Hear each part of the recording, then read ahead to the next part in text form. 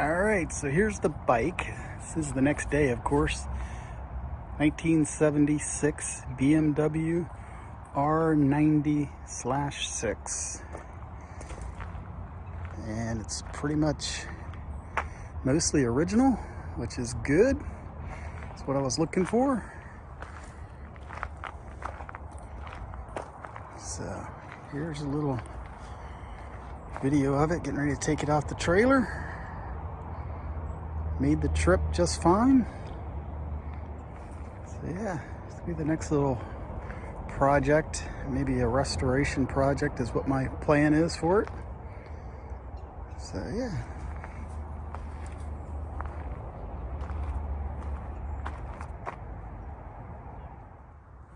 All right, got the bike in the garage. So let's take a first look under the seat, see if any of the toolkit and all that stuff is here. It'd be nice if it was. I forgot to look at it when I looked at the bike. So let's see, I think this is how it opens. Hard to do one-handed. Oh, sorry about that. All right, what's this? It's like a shop rag or something. Yes, toolkit's here. A couple other things in here. Looks like probably the patch kit for tube. Another headlight bulb. And some other things in there. A couple little knobs and stuff. I'll look at that in a minute. But no air pump. I think there's supposed to be an air pump included with the toolkit, but that's all right. And then I did try to start the bike, getting it off the trailer, and the battery died on it. You gotta figure out how the chokes and everything are set up on this bike. But all right, I'm gonna try to open this toolkit up. Okay, yeah, there's complete toolkit. Looks like everything's there, and I guess this is a factory toolkit. It's got the tire tools, shock adjusting tool, spark plug tools. Looks like all the wrenches. So let's see if they're, I guess, yeah, West Germany. So it looks like all the tools are here. So that's a good thing. It's an added bonus. Like I said, I totally forgot to look at this when I was looking at the bike. And the seat is a replacement seat. He told me that he replaced the seat. I don't know if he just replaced the cover. All right, one thing I have noticed, just kind of going over everything, and I noticed this when I test drove it yesterday, clutch has an extremely amount of free play on it. I'm definitely going to check that. And it's a pretty hard pull.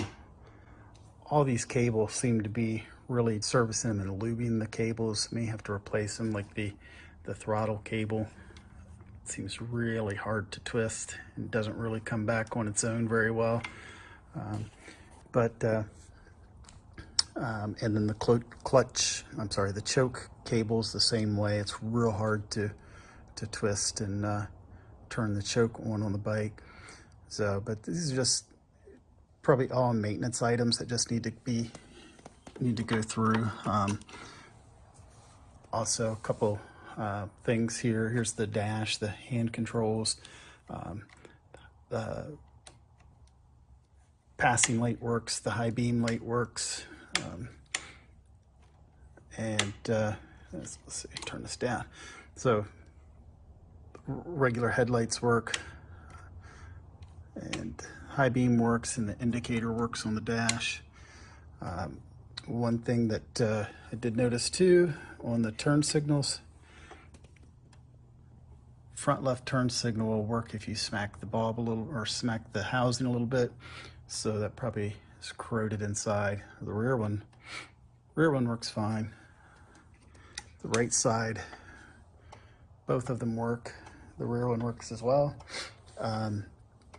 But this indicator on the dash stays on all the time when the bike is running. So that's staying on all the time instead of shutting off when you turn your turn signals on and off. It does blink a little brighter when the turn signals come on the first. Yeah, I guess it blinks with everything. So I have to check that out a little bit. Looks like the dash lights all work on the tach and on the speedometer housing. This clock is not working. I'll have to check that out and see. Be kind of nice to have the clock on the bike. But the steering stabilizer is new. He had just replaced that. Now, he says he just replaced it. He's had this bike since 2005. So I don't know if it was something he just replaced when he got the bike, or if it was something he just replaced in the last couple of years.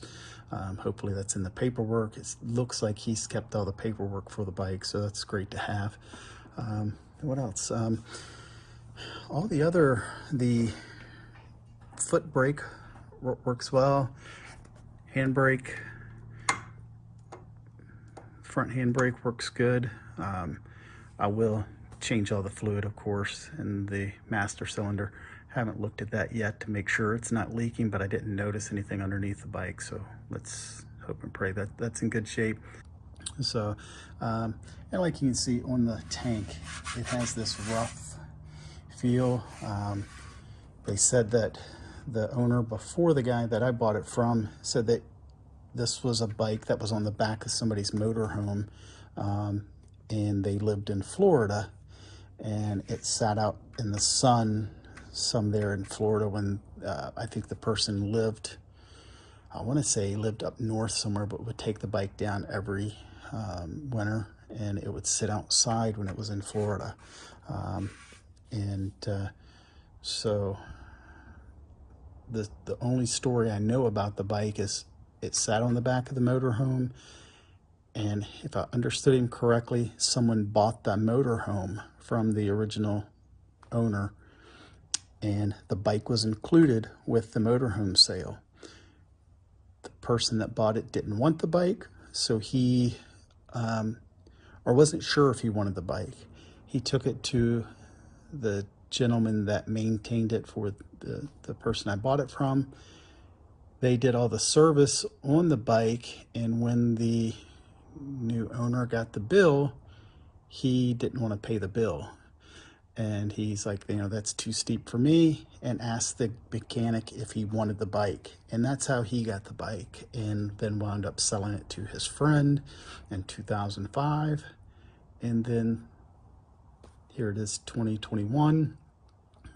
I bought the bike from him. So he had the bike from 2005 to 2021. And so now I'm the new caretaker of it. And my plans for this bike, I'm unsure at this moment. I'm kind of torn because cars and motorcycles are only original once. And if you can keep them mechanically in good mechanical shape, kind of keep them original. I kind of like that. But my thought was too is I would really like to have kind of almost like a show bike that is just in really good condition, but I don't want a garage queen bike either. I want a bike that you get out, ride. If you want to show it at a show, ride it to the show. So that's kind of my thoughts on this bike, but kind of depends on how we go over everything. Like I said, everything's just dirty, really dirty from sitting in the basement. I know the tag on the back of this thing expired on 2017, so I know it hasn't really gotten ridden much since 2017. So I'm excited to get on it and go over all the maintenance with you and take you along for the journey. And I do these videos to just show you that an average ordinary person can work on these bikes. I'm not a trained mechanic. I do this for fun, and just to kind of show you that this is what you can do in your garage. Hopefully you like it. Please follow along. Hopefully you like my other videos. Like, subscribe. It's just an ordinary guy working on bikes that he loves to do and enjoy them. Thank you. All right, here's the bike. bike running. Sounds good.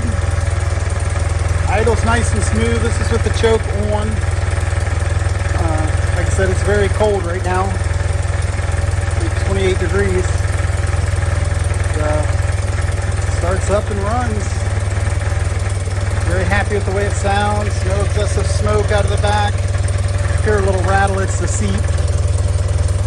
Seat's making a little rattling noise, but other than that, it starts and runs well.